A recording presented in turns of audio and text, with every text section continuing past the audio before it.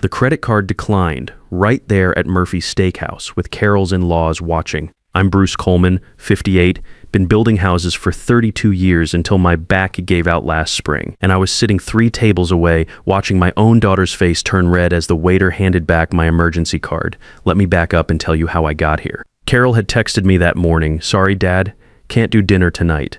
Tyler's sick and Kyle's got a fever. Rain check?" I'd been looking forward to our monthly father-daughter dinner for weeks. Been doing it since her mom, Margaret, passed 4 years ago, trying to keep the family together, you know?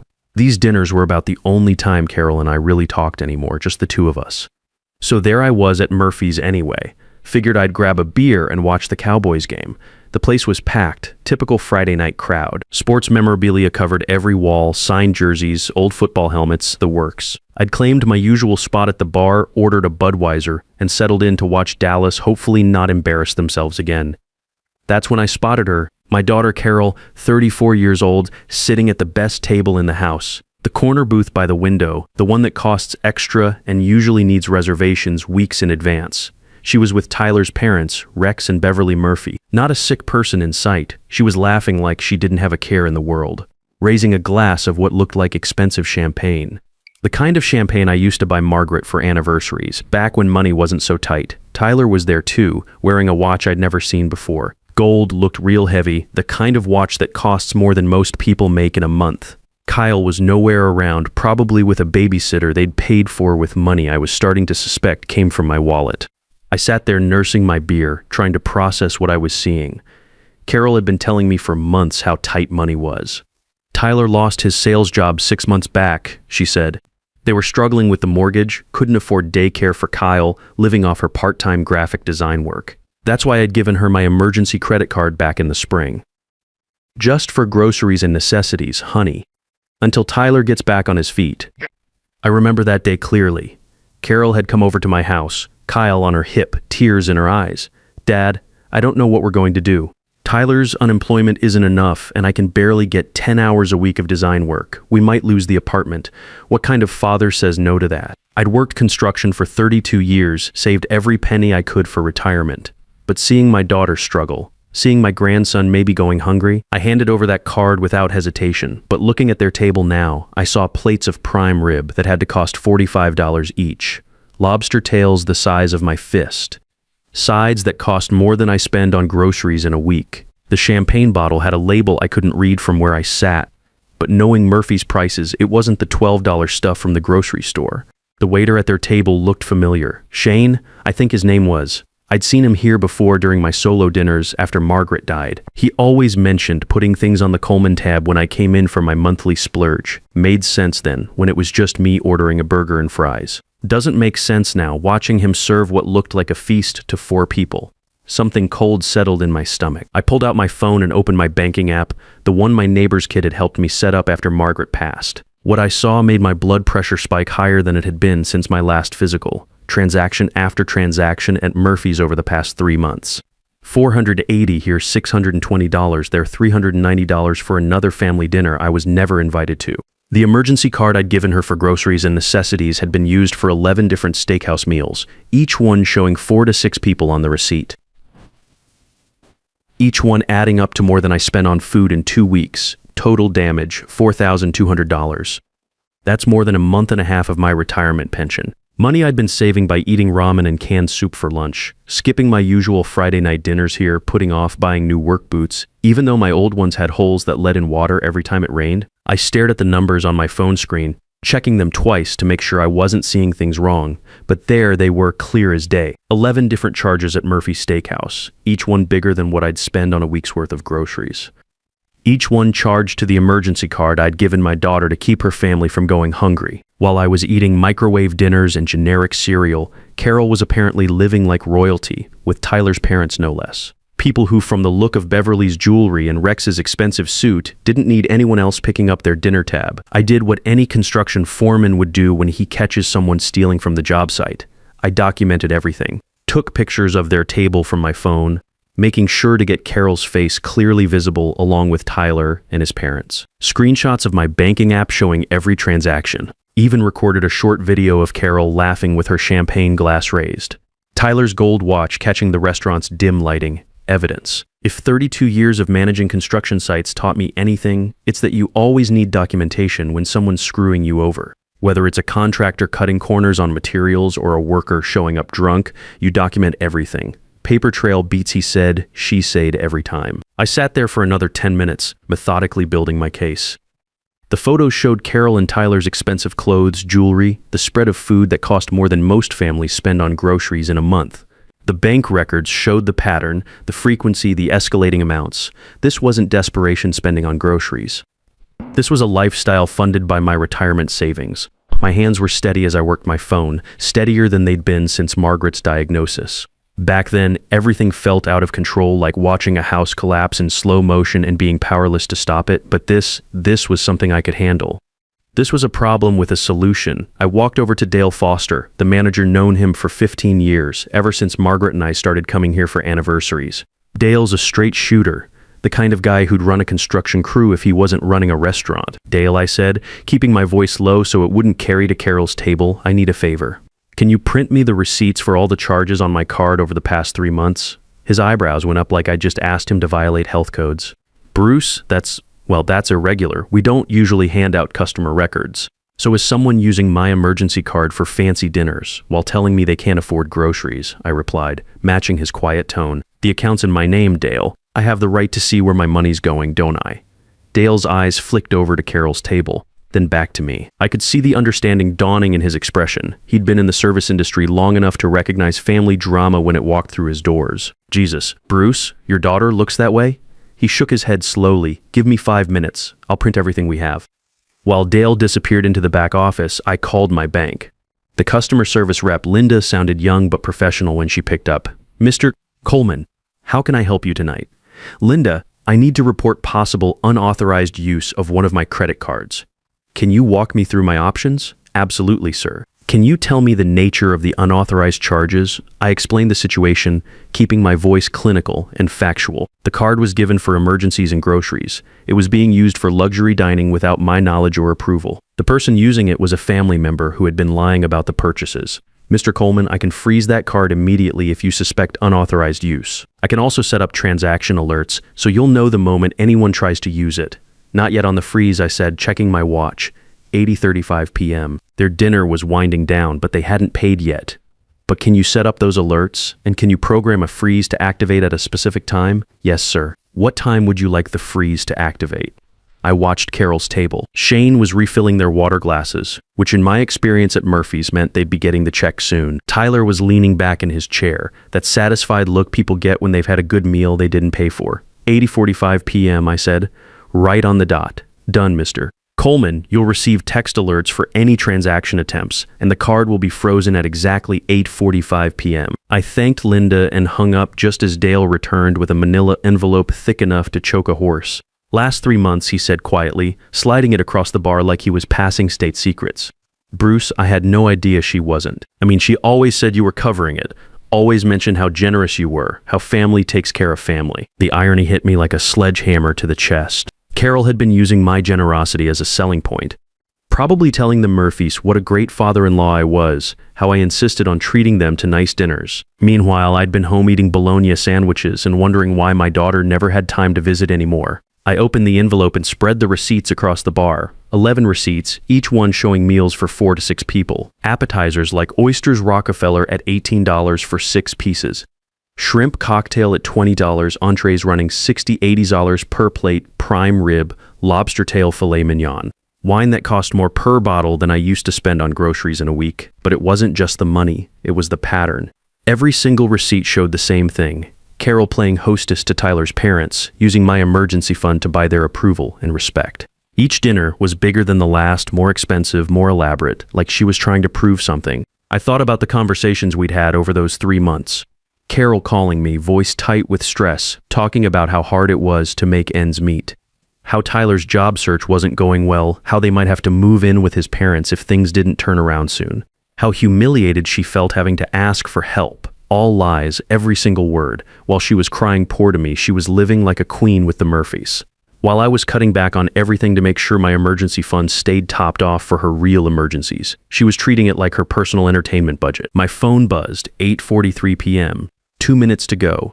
I watched their table like a hawk watching prey. Shane was walking over with the check presenter, that black leather folder that meant the moment of truth was here. Tyler reached for his wallet out of habit, then stopped and said something to Carol. She smiled that confident smile I remembered from when she was little and knew she could talk her way out of trouble. She reached into her purse and pulled out my emergency card. My card.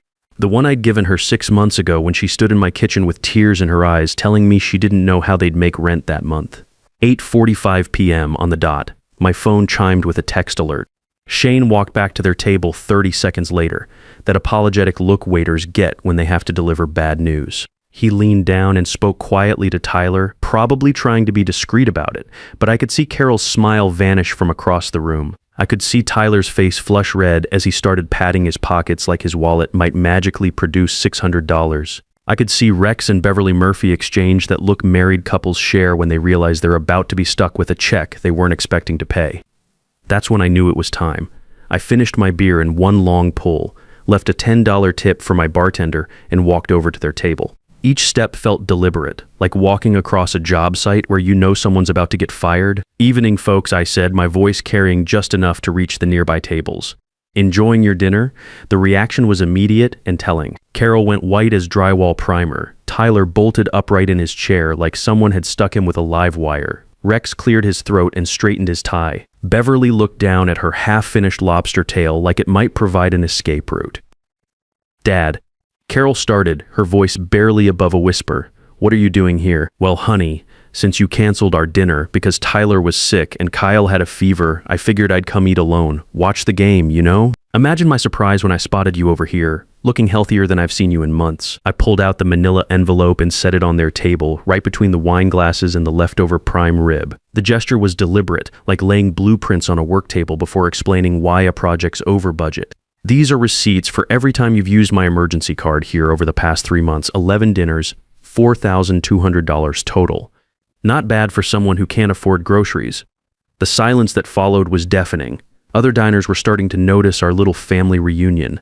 Shane stood frozen halfway between their table and the kitchen, still holding my declined credit card like it was evidence in a murder trial. Rex Murphy was the first to speak, his voice careful and controlled. "Bruce, I think there might be some misunderstanding here." "No misunderstanding, Rex," I replied, keeping my tone respectful but firm. "The numbers are right there in black and white. Your son and daughter-in-law have been telling me they're struggling to put food on the table while treating you folks to $400 dinners on my dime." Beverly's face flushed red as her lobster. "We had no idea," Carol always said. "She said you insisted on covering these dinners, that it was your way of welcoming us to the family." I felt something twist in my chest, not anger exactly, but something colder, more final. "Did she tell you I insisted?" Because for the past 6 months, Carol's been calling me in tears about how tight money is, how Tyler lost his job, how they might lose their apartment, how humiliated she felt having to ask her old man for help. Tyler found his voice, though it came out shaky. "Mr. Coleman, we were going to pay you back. This isn't what it looks like." "What it looks like, Tyler, is that you've been out of work for 6 months while spending my retirement money on surf and turf. What it looks like is that my daughter has been lying to both of us, telling me you're broke and telling you that I'm happy to fund your lifestyle." I pulled out my phone and showed them the banking app, the screen displaying transaction after transaction. "See these dates? October 15th, November 3rd, November 18th. Every single one matches up with a night. Carol told me she was too stressed to have dinner with me, too overwhelmed to visit, too busy with a sick kid." Carol's voice came out as barely a whisper. "Dad, please, you're embarrassing us." "No, Carol, you embarrassed yourselves. I'm just making sure everyone understands who's been paying for the show." I turned back to Shane, who was still standing there looking like he'd rather be anywhere else in the world. "Shane, I need you to split this check 4 ways. These 4 adults can figure out how to pay for their own dinner." "Sir, I'm not sure I can. The card's been frozen," I said, loud enough for half the restaurant to hear. "Has been since 8:45. So unless someone else has a way to cover a $600 dinner, you'd better figure out how to divide it up." Tyler tried to take control of the situation. "Look, we can work this out as a family. This doesn't need to be a public spectacle." "You're right," I agreed. "It didn't need to be. But when you spend 6 months lying to family, sometimes the truth comes out in public places." I pulled out one of the receipts from the envelope, the big one from last month, $680 for dinner and drinks for 6 people. This one's interesting. 6 people, but Kyle wasn't here. So who was the extra guest that night? Carol's silence was answer enough, but Beverly filled it in. Tyler's sister came up from Houston. We wanted to show her a nice time on my emergency credit card, while telling me you couldn't afford to fix your oven.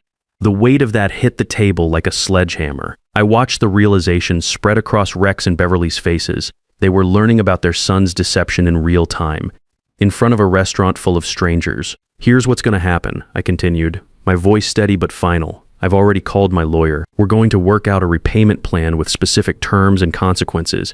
This isn't a family loan anymore. This is a legal debt. Carol's eyes went wide with something that looked like panic. Dad, you can't be serious. Lawyers? For family? You stopped treating me like family when you started treating me like an ATM with no withdrawal limits, I said. I worked 32 years, broke my back building houses, saved every penny for retirement. That money isn't play money for you to impress the in-laws. Tyler's jaw was working like he was chewing on words before spitting them out. This is insane. You're going to destroy this family over money. I'm not destroying anything, Tyler. I'm stopping the destruction you've already been doing. Every lie Carol told me, every dinner you shared on my dime while I ate microwave meals alone, every time you let me believe you were struggling while you were living better than I am, that's what's been destroying this family. I looked around the table at 4 adults who suddenly looked very young and very caught. You want to know what's insane? What's insane is that I was proud of how generous I'd raised Carol to be. Turns out I just taught her how to be generous with other people's money. I started to leave, then turned back one more time. Oh, and Carol, next time you want to cancel our dinner, just tell the truth. Sorry, Dad. We're spending your money on other people tonight. I'll appreciate the honesty. The ride home was quiet, not angry quiet, just clear. For the first time in months, I knew exactly where I stood with my daughter. And it wasn't where I thought it was, but at least now I knew. My phone started buzzing before I even pulled into my driveway. Text after text from Carol. Dad, please call me. You don't understand the whole situation. We need to talk. Tyler's parents are furious. I turned the phone off. 32 years in construction taught me when to walk away from a job site that's unsafe.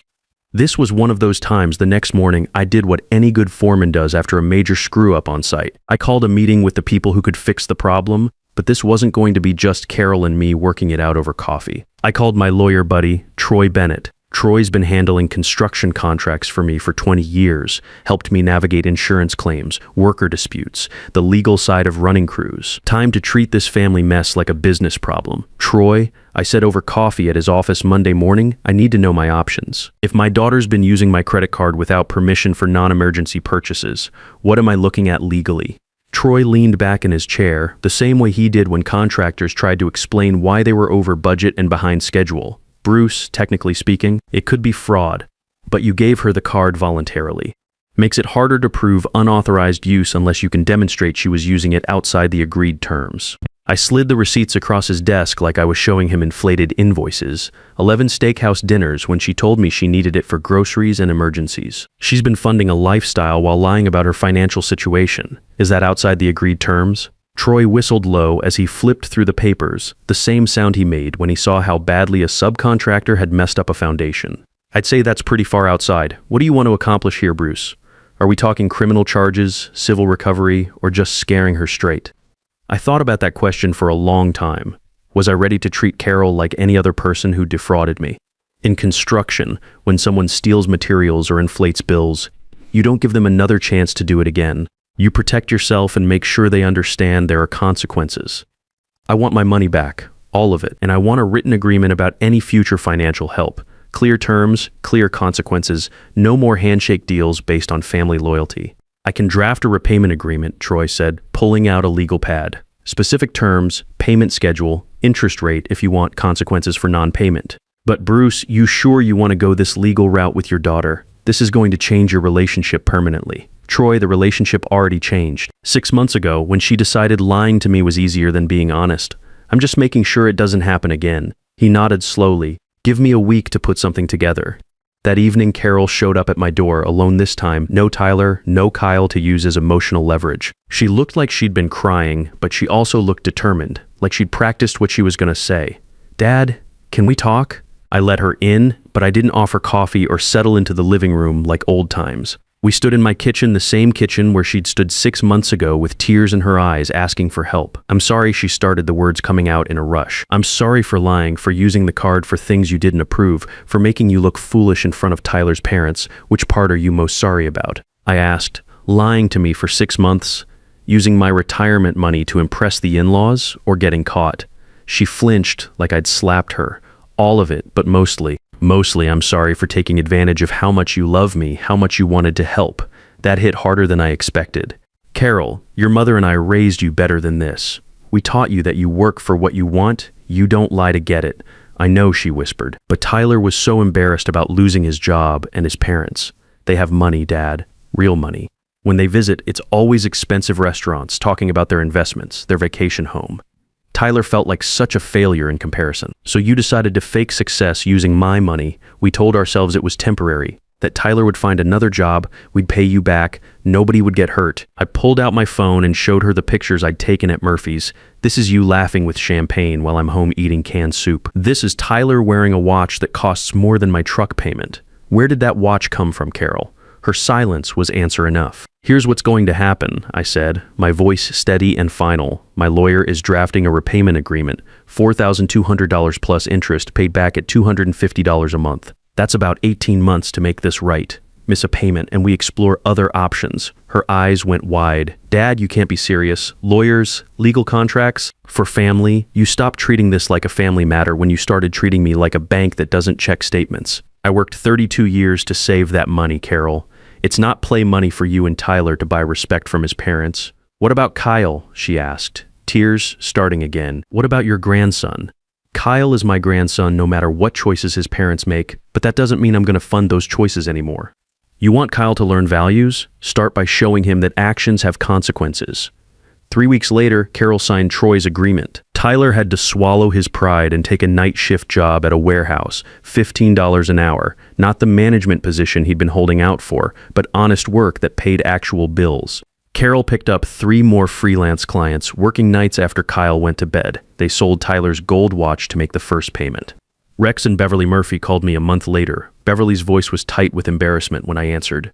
Bruce, we wanted you to know we had no idea about the situation. We thought Tyler and Carol were doing well financially. They were doing well, Beverly. On my dime, we've talked to Tyler, made it clear this isn't how we raised him, and we want to pay you back for the dinners we attended. I appreciate the offer, but this is between Carol and me now. Though I'd suggest you start picking up your own checks when you visit. 6 months later, Carol had made every payment on time. She and Tyler moved to a smaller apartment, got Kyle into subsidized daycare, started living within their actual means instead of my means. Our monthly dinners resumed, but at Applebee's now, not Murphy's, and Carol paid her own check every time. Sometimes the people you love most need to learn that love isn't a blank check. It's earned through respect, honesty, and understanding that generosity has limits. I learned that being a good father doesn't mean saying yes to everything. Sometimes it means having the strength to say no until they remember how to value what you've given them.